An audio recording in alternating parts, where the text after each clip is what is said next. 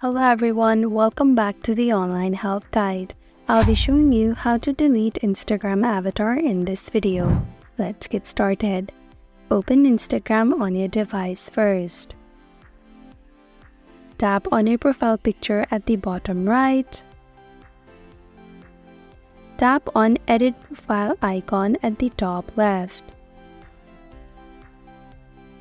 Tap on Edit Picture or Avatar at the top. Now tap on your avatar. Tap on Edit Avatar. Now tap on the three dots at the top right. Tap on Delete Avatar. Tap on Delete again to confirm.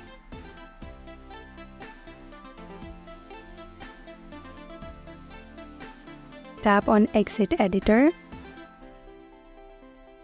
And that is how to delete Instagram avatar. Thank you for watching Online Help Guide. Hope this video was helpful. If it was, then hit the like button and comment down if you have any questions or feedback.